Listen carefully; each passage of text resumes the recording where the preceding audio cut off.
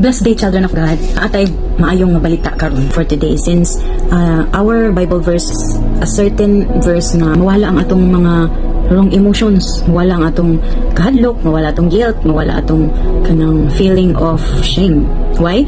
Because we're gonna have our Bible verse coming from the book of 1 John chapter 1 verse 9. Gwapo kay ni siyang Bible verse, children of God, because it reminds us that we are a child of God.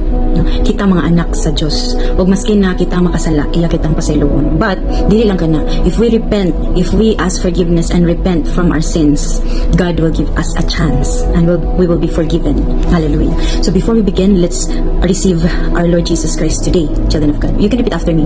Jesu Cristo, or Jesus Christ, pasaylo kami sa among mga sala, tungod kay kami nakasala pinaagi sa among hunahuna, sa pulong ug sa buhat. Wala kami mahimo Ginoo kung wala ikaw. Sugod karon, ikaw ang among personal nga manluluwas ug among Ginoo sa among kinabuhi. Salamat Jesus Christ sa makanunayon nga pagpasaylo sa among mga sala ug pagdawat kanamo. Salamat Ginoo sa makanunayon nga pag-provide sa among mga kinahanglan sa matag adlaw ug pagproteksyon kanamo sa matag gabi ug matag adlaw.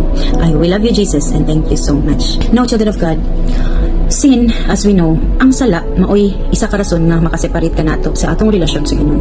Sin can separate us from our relationship with God. But while we are separated, Jesus made a way, no? Hallelujah. Si Jesu Kristo na mao ang pamaagi, no? Jesus is the way, the truth, and the life. Dili kita ma-connected later sa Heavenly Father, King of all kings, the Lord of all lords. Dili kita ma-connected sa iyaha, kung dili pinaagi lamang kang Jesus, kang Jesus Christ, no? Because Jesus made a way for us to return to God, our Creator, by carrying the burdens of our sins and made it erased through dying on the cross, no? O through His resurrection, children of God. Fortunately, we can restore back our relationship with God because our God is forgiving God. Mapasayloon ang atong Ginoo. And since He is a forgiving God, through our Lord Savior Jesus Christ, si Jesus Christ man good ang tagadupa kanato. Every time makasala, tadupahan kita ni Jesus Christ. O ingnon yun ni Jesus Christ ang amahan nga pasayloon ta. Hallelujah. Inana ta kapinangga ni Jesus Christ, children of God. And I believe so that Jesus is deserving for us to love Him back. Amen? So, nakikalimot ta sa pagpuyog, pagpakamatarong, then on how to live in this world righteously. It is really a reality nga adis nga gakalimot na ta o pagpuyog, pagpakabalaan o pagpakamatarong tungod kay ang atong Dios nga gialagaran o gisunod. We are His followers, no? We are the follower of Jesus Christ. Si Jesus Christ nga atong gisunod is a righteous God, a righteous man, a holy God and man, no? So dapat liwat kita niya. Dapat nga we will live righteously and holy. We will live holy. We will try our best. We should try our best to live holy and to live righteously. Same with Jesus Christ because we are His follower. No? So again, hikalimot na sa pagpuyog, pagkamatarong o pagkabalaan tungod sa pagpakasala ug nagbuhat sa mabutang nga against na sa kabubuton sa atong Ginoo. That is the reality nowadays. So musugot ba ka, children of God, nga mauna ang imuhang ikabalos, no? Ikabalos sa atuang manunubos atong Jesus Christ na darling in heaven. No? So as you can see, it doesn't feel the same way kung makasala tayo. Yes, dili kay naa naman tayo mabatian nga guilt, shame. Oh, before that, we will read the Holy Scripture kung asa na nako na punit, asa na nako nakita. In unahon nato sa Visayan version. In Cebuano version, na makita na siya sa 1 John, ang unang sulat ni Juan. Ang unang sulat ni Juan, kapitulo 1, versikulo 9. Versikulo 9. Apan kung isugid nato sa Dios ang atong mga sala, siya nga matarong ug matinud-anon sa iyang saad mapasaylo gayud sa tanan natong mga sala ug maghinlo sa tanan natong mga kalapasan. Hallelujah. So inana ta kapinangga ni sa atong Ginoo. Dili siya musugot nga dili nato mabati ang iyang love, no? Dili siya musugot na mo end up ta nga dili ta niya mauban, dili ta niya ma-caught up in heaven. Dili siya musugot nga sa kadako galuag sa langit ug gamay ra ang mauban niya. That is why kabantay ka karon nga nagka-delay panghitabo nga supposed to be pila pa to ka years nga kanang prophesy nga ang kalibutan mabungkag, no?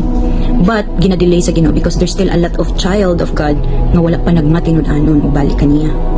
I'm not condemning you, children of God. I will never condemn you because I don't have the rights to condemn you. And even our God doesn't condemn us. Our God through the Holy Spirit only convicts us na maunay angay nga buhaton. Maunay angay nga buhaton nato para sa unahan na ikadaugan. Amen? Hallelujah. So now, let's tackle that same verse in NLT version. English version as that. Again, it comes from the book of 1 John chapter 1 verse 9. It says here, "But if we confess our sins to Him, He is faithful and just to forgive us from our sins and to cleanse us from all wickedness." Hallelujah. So, children of God, though naatay mga after effects atong sin na gakabatian like guilt and shame, it doesn't mean nga mo distansya na ta sa Ginoo. It doesn't mean nga nakabati ta guilt and shame mo distansya na ta sa atong Ginoo. Hawiri ang mga saad nga andam siyang mopasaylo. Most especially if you are sincere enough. Your communication with God is genuine, no? Walay halong kanang pagbugal-bugal, walay halong nga pagduha-duha. No? Your faith matters, children of God. Once nituo ka nga dunggon ka na sa Ginoo, pasayloon ka sa Ginoo, it will gonna happen. It will gonna happen once you are sincere enough, you are pure, your heart is pure enough to ask forgiveness to our loving and merciful God. Imagine, pagbalik sa second coming ni Jesus Christ, He is not merciful at all. No? Dili na siya pareha sa una nga mo consider, no, mapasayloon, kundi mubalik na siya with a judgment day na, no, sa iyang pagbalik. Meaning once caught up will come, nga mo gitawag nato nga rapture, once a blink of an eye nga pag blink nimo nawala na tong mga tao nga chosen by God. How to be chosen by God, children of God? Live righteously and holy, since our God is righteous and holy too, no? Sayon ra kay nabuhaton as long as nakigsuod na ka sa atong Ginoo. Lisod na buhaton ang magpakabalaan ug magpakamatarong kung dili pa ka give up sa imong kalibutanhon nga mga gusto. Sa imong mga gusto nga dili pa nimo ma-surrender, kanang give up sama sa inom, bisyo, sigarilyo, lingaw-lingaw, club, unsa ba na din na kanang mga malaag-laag na kinakalimot na ka sa Ginoo, and any activities that you will forget the presence of God. Anything na na-entertain ka nga nakalimot na ta sa presensya sa Ginoo, that is purely not of God, children of God. So once you will live righteous and you will live holy, patyon na nimo ang mga kailibgon sa imong lawas, patyon na nimo ang fleshly desires, anything na desire sa atong lawas, patyon na nato. Once it will be dead, then our spiritual nga bahin will be alive and will live longer with God. Amen. Hallelujah. So now, it doesn't feel the same way because of our guilt and shame. Yes, that's normal. Maski we have been forgiven by our God, even though we have been forgiven by our God, napagigihapoy na bilin nga guilt and shame. Siyempre makaingon ta, grabe kahuli ang akong Ginoo, pero unsa man lang akong gibuhat, dili siya angayan nga naniun. So makabati ta og guilt and shame, yes. But because of the Bible verse which we just read from 1 John chapter 1 verse 9, it is a great reminder, children of God, that when we confess our sins to God, He is faithful to forgive us. Dili siya bakakon. Dili siya para sa iyang kaaway nga bakakon sa tanang bakakon. But our God, the Creator, with Jesus Christ and the Holy Spirit, as one God, no, He is so faithful. He is so faithful to forgive us from our sins. He is not a liar and He can forgive us and purify us. Dili lang ta i-forgive kundi hinluan pa ka, children of God. Dili lang kita na pasayloon kundi hinluan pa ta, children of God. Imagine unsa ta ka pinangga ang anak niya. And amen ba, children of God? Yes, amen. Because it has been written in the Bible, no? He can forgive us and purify us from everything that keeps us away from Him, no? Iyatang matagaan og chance as long as you are sure enough and willing enough to surrender and to give up everything that is not of God. We don't need to live under the weight of our guilt. Kung sige ta og hunahuna nga ulaw o guilty kita sa atong gibuhat, we don't need to live with that. Erase it from your mindset, children of God, because again, kung imo ni inject permis mo na isa na siya kabakak gikan sa kaaway. Aron pirmi ka kabati or pirmi ka feel nga guilty ka, maulawon ka sa imong nabuhat nga sala.